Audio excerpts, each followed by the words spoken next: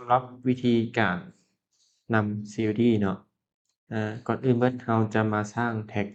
เนาะมาสร้างแท็กคำสั่งซื้ออยู่ในหน้าต่างของ POS เนาะมาสร้างแท็กคำสั่งซื้อนี้มาสร้างเป็นหัวข้อใหญ่ก่อนเนาะว่าเครื่องฮอดแล้วบันทึกนะโอเคหลังจากนั้นเรามีหัวข้อใหญ่แล้วเราจะมาสร้างหัวข้อน้อยขึ้นมาว่าเครื่องฮอดแล้วมาสร้างเป็นหัวข้อน้อยขึ้นมาว่าเครื่องฮอดแล้วเนาะ0 มื้อแบบซี้ไปจนฮอดอ่า7 มื้อน่ะสั่งเลือกตัวนี้ให้เข้ากับเครื่องฮอดแท็กเครื่องฮอดของเราบันทึกอันนี้ให้สร้างเพิ่มไปแต่1แต่0จนฮอดมื้อที่เราต้องการเพิ่มไปจนฮอด7 มื้อ8 มื้อพุ่นน่ะก็บันทึกไปเนาะให้มันเป็นหัวข้อน้อยอยู่ในหัวข้อใหญ่นี้เพื่อเวลาที่ว่าเราเพิ่มมันจึงเพิ่มสลับบ่ซ้อนกันเนาะหลังจากที่ว่าเราสร้างแท็กคำสั่งซื้อนี้แล้วให้เรามาสร้างสกริปต์เนาะที่เราตั้งค่าคือมาสร้างสกริปต์เข้าไปในตัวแท็กคำสั่งซื้อตัวแจ้งเตือนเป็นเก๊กนี้เนาะแล้วหลังจากนั้นมาเข้าตัวอัปเดตออร์เดอร์อืมมาสร้างตัวเพิ่มนี้นะมาเลือกตัวสถานะนี้มาเป็นแท็กคำสั่งซื้อเครื่องฮอดปลายทางนะเอาตัว0 มื้อไปนะแล้วหลังจากนั้นมาเพิ่มตัวแท็กข้อความนี้เป็นพอร์ตอัปเดตนี่เนาะมาปิดตัวปุ่มแนบนี้แล้วมาใส่สกริปต์ข้อความตามที่เราต้องการอย่างเช่นว่าเครื่องลูกค้าฮอดปลายทางแล้วเด้อ โอเคอหยังประมาณนั้นตามความสะดวกของเราเนาะว่าเวลาที่ว่าเราเพิ่มแท็กเครื่องฮอด0 มื้อแล้วข้อความตัวนี้จะแจ้งไปหาลูกค้าเนาะแล้วเราก็กดบันทึกหลังจากที่ว่าเราสร้างสกริปต์แต่ละอันเนาะเริ่มแต่0 มื้อ1 มื้อ3 มื้อขึ้นไปเนาะสำเร็จแล้วสร้างสกริปต์บางส่วนนี้สำเร็จแล้วหลังจากนั้นเราจะมาแนะนำวิธีการอัปเดตเนาะ วิธีการอัปเดตง่ายๆเนาะให้เราเข้ามาหน้าต่างของตัวคำสั่งซื้อแล้วหลังจากนั้นเข้ามาในหน้าต่างของอย่างเช่นอนุชิตเนาะที่เราจะนำซีรีส์ให้เราเข้ามาหน้าต่างของการเคลื่อนไหวนะแล้วก็มาเบิ่งตัวเครื่องฮอดนี้ในขนส่งมันจะมีตัวแจ้งบอกว่าเครื่องฮอด1มื้อ2มื้อต่างๆเนาะว่ามีออร์เดอร์ใดแน่ฮู้อรุณก็คือกันเนาะ ในฮู้วอลลุ่นก็จะมีในเรื่องของตัวเครื่องฮอด1มื้อ2มื้อนี้แล้วเวลาที่ว่าเราอยากแจ้งหลายๆคนในรวดเดียวเนาะให้เรามากรองเอาว่าอย่างเช่นเราอยากแจ้งภาคส่วนเครื่องฮอดในมื้อนี้ให้เรามาล็อกวันเวลาเฉพาะของมื้อนี้อาแล้วก็มาโหลดเป็นไฟล์ Excel ออกเนาะโหลดเป็นไฟล์ Excel ออกแล้วมาเปิดไฟล์ Excel นั้นเนาะ สำหรับอนุชิตที่ว่ายังบ่ได้เชื่อม API เนาะเราต้องให้สาขา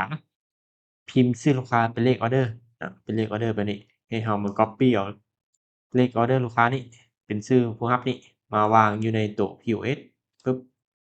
แล้วมันก็จะกรอกมาว่ามีออร์เดอร์ใดแน่ที่ว่าเครื่องฮอดปลายทางในมื้อนี้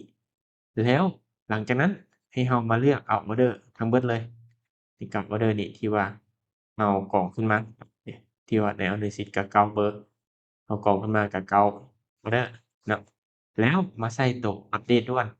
แล้วก็มาใส่แท็กคำสั่งซื้อแล้วก็มาเลือกแท็กคำสั่งซื้อเนาะอามาใส่แจ้งเครื่องฮอดว่า0 มื้ออาแล้วก็อัปเดตรอท่าจักหน่อยแล้วแท็กมันก็จะเพิ่มไปแบบว่าเครื่องฮอด0 มื้อแล้วสกริปต์ที่เราอันนั้นแบบตั้งไว้เราก็จะแจ้งลูกค้าว่าเครื่องฮอดแล้วเด้อลูกค้า ในเกาเบอร์นั้นได้รวดเดียวโดยที่ว่าเราบ่จำเป็นต้องส่งทีละคนเนาะตัวนี้จะเป็นวิธีการนำ COD แบบง่ายๆเลยเนาะตัวนี้แล้วมื้อต่อมาเดะอ่ามื้อต่อมาเราจะอัปเดตแบบใดต่อเนาะเพื่อให้ง่ายขึ้นแบบบ่ต้องสับสนเนาะ วิธีการอัปเดต COD ขั้นต่อไปในมื้อต่อไปเราก็คือเก่าเลยเข้ามาหน้าต่างของ POS น่ะมาหน้าต่างของอนุชิตมาเบิ่งบิลสรุปก่อนเนาะมาเบิ่งบิลสรุปก่อนว่าในรายการที่เขาเจ้ากดสำเร็จให้เราหั้นมีออร์เดอร์ใดแหน่มีจักออร์เดอร์มันถึงออกเป็น Excel ออกมันออกเป็น Excel ออกเราจะไปอัปเดตตัวสำเร็จก่อนเนาะมาอัปเดตตัวสำเร็จก่อนเพื่อให้แยกเอาเฉพาะออร์เดอร์ที่ว่า เครื่องฮอดเครื่องที่สำเร็จออกจากตัวที่ว่ายังบ่ทันได้สำเร็จครับมากรองเอาบิลที่เขาเจ้ากดยืนยันให้มาวางคือเก่ามาเลือกแล้วก็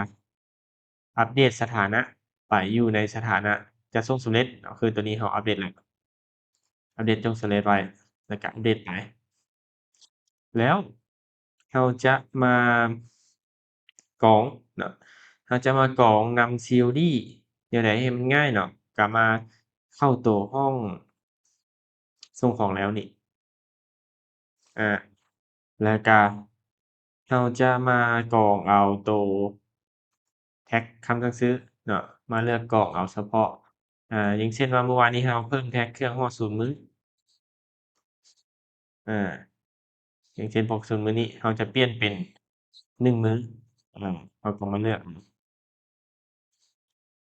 เก่าแล้วก็อัปเดตแท็กใส่ว่า1มื้อเลือกแล้วก็อัปเดตน่ะ มันจะเปลี่ยนจากตัว0มื้อนี้เป็น1มื้อและสกริปต์ตัวที่เราตั้งไว้1มื้อหั้นก็จะส่งหาลูกค้าแนวนั้นเนาะแต่ว่าก่อนอื่นให้เราไปดึงเอาไฟล์ข้อมูลจากขนส่งก่อนว่ามีออร์เดอร์ใดแหน่ที่ว่ากดสำเร็จให้ในมื้อวานนี้เนาะแล้วเราจึงมากรองอัปเดตให้แต่ละมื้อไปเนาะเราจะกรอกอัปเดตถอยหลังเราจะกรอกมาแต่มื้อที่ อ่า7เนาะกล่องที่7กล่องที่7แล้วก็อัปเดตไป6 5 4 3 2 1ไปถอยหลังไปเนาะจัดส่งสำเร็จอัปเดตตัวบิลจัดส่งสำเร็จที่ขนส่งยืนยันให้แล้วอัปเดต7 6 5 4 3 2 1ไปถอยหลังไปเนาะเราตอนที่เราดึงเอาไฟล์จากขนส่งเราก็มีแต่มาดึงเอาแต่แจ้งแต่ว่าเครื่องฮอดนี้แล้วก็เพิ่ม tag size มันก็จะง่ายในการเบรกของเรา เนาะสำหรับที่แนะนำเพิ่มเติมก็คือเวลาที่เราอ่าพรินต์ไปแพ็กเครื่องไปฝากเครื่องแนะนำให้สาขาชื่อผู้รับนี้ให้เป็นเลขออร์เดอร์มันจะง่ายในการนำและก็ตรวจสอบ COD บิลติดกลับต่างๆของเราได้ง่ายเท่านั้น